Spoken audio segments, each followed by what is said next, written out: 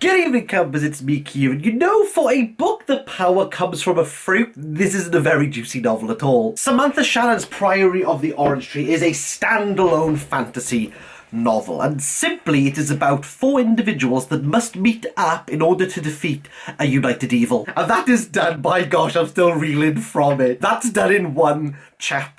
For a book that is over 800 pages long. Do you know how many chapters there are in this book? There's 76, which means on average each chapter is just over 10 pages. I repeat, on average. So it could mean that that chapter might be less than 10 pages. Keep it together, Kieran. You haven't wasted a month on this book. Let's start again. Priory of the Orange Tree is an epic high fantasy novel that is female-led and features dragons. It would be a shame if its epicness was in terms of its convolution, not in its complexity, and the dragons hardly feature. That would be a shame, wouldn't it? Well, at least it's female-led, hey? At least it's female-led. Four main characters we follow are the spy, Aid, the courtier, Beck, dragon rider, Tane, and the alchemist, Nicolay Ruse. Yeah, only 2 out of the 4 main protagonists are female, but I mean 50%, we can just round up to 100, can't we? Okay, I'll concede, maybe we could include Queen Sabran, which would up the female count, but don't worry, you'll know about Queen Sabran because they're going to talk about the failed assassination attempt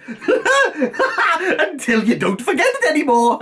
This book, while being repetitive, is also very wordy in the worst way possible. But while Shannon does give us a lot of bunk, she also gives us very shallow world building. Proper fantasy reviewer now, boys! I'm just doing the Lord's work, what can I say? And that's important because religion is a really big aspect here. But a lot of that information is held back from the reader to explain the religion and why it's really important and why it keeps getting mentioned, only for characters to come in and then just go, let me tell you this because I can't really progress the plot until I tell you about the religion. But as you can tell, it's really hard to engage with, especially as the world is split up into various different regions with their own cultures, religions, traditions, and political dynamics. And it feels very Games of Thrones-y, especially when you consider secondary characters are used just to be killed to progress the plot point, but there's no real empathy with those characters because of the multiple shifts in perspectives the Shannon implements. Nevertheless, we're focused here on the East and the West, the Oriental and the Occidental, that's very on point, and the divergent views on the legend of the Nameless One, a fearsome dragon that after a millennium-long banishment is going to usurp and wreak havoc across the land. But with our 4 plucky protagonists moving across the land, hopefully they can keep the Nameless One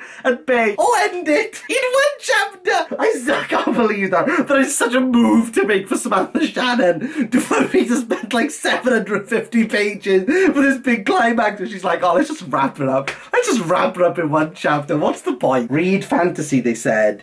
It will be good, they said. But what people have said and what they have praised about Priory is in relation to its representation. The breadth of representation within Priory is something to applaud if the only thing you're interested in is representation. I find this type of representation a little bit patronizing because you could take the large majority of these characters, swap their race and or their gender, and nothing would change. Is that what we need? Is that what representation is meant to be? I read this over the space of a month. I contemplated giving up so many times because it was boring.